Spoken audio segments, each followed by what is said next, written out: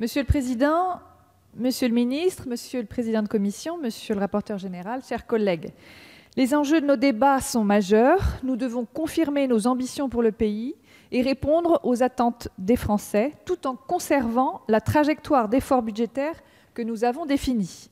La mise en place du printemps de l'évaluation améliore les conditions de réflexion de nos travaux. Néanmoins, nous avons besoin d'éléments de cadrage précis, aussi bien sur les mesures que le gouvernement souhaite mettre en œuvre que sur les pistes d'économie à explorer.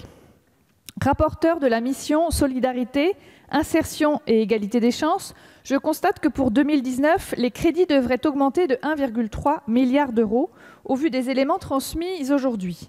Je m'en réjouis car cette mission porte sur des politiques de solidarité, de protection et de cohésion sociale en faveur des personnes les plus fragiles.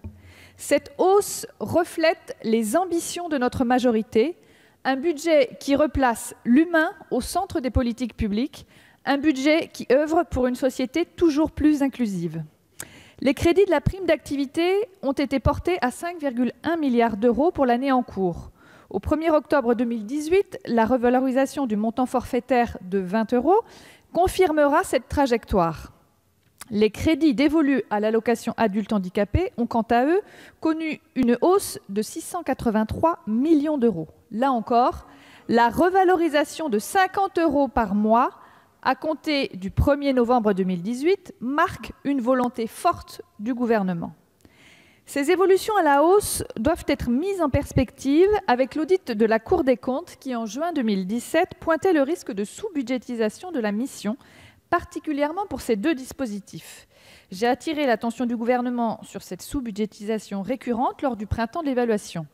Les estimations en loi de finances 2018 relatives à la prime d'activité n'ont pas pris en compte les évaluations formulées par la Caisse nationale des allocations familiales en octobre 2017.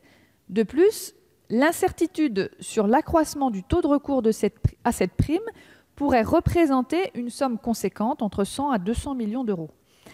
Enfin, l'amélioration du marché du travail et la baisse du chômage ont également modifié ces projections, en augmentant le nombre de travailleurs bénéficiaires de la prime et en menant ainsi à une accélération des dépenses.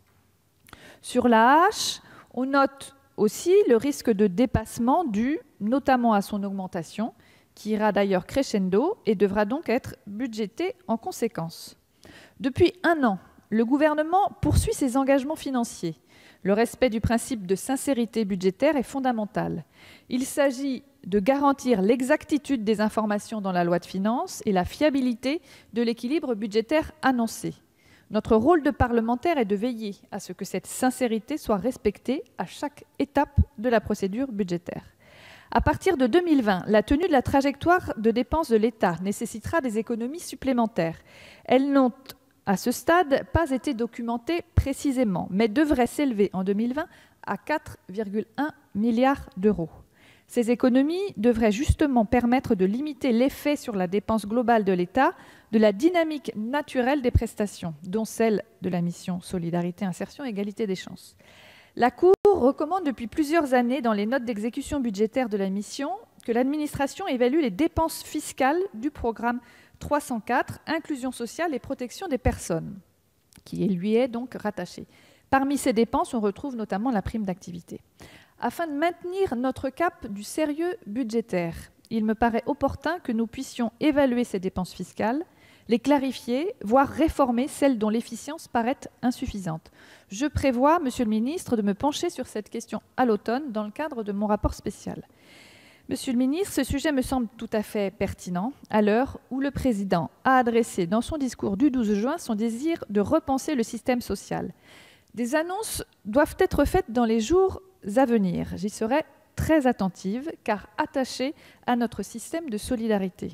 Je tiens donc à rappeler toute l'importance de ce budget qui est celui de la protection sociale, de l'autonomie, de l'insertion.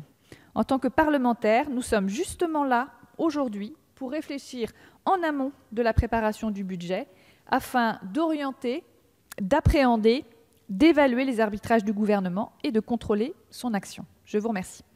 Merci.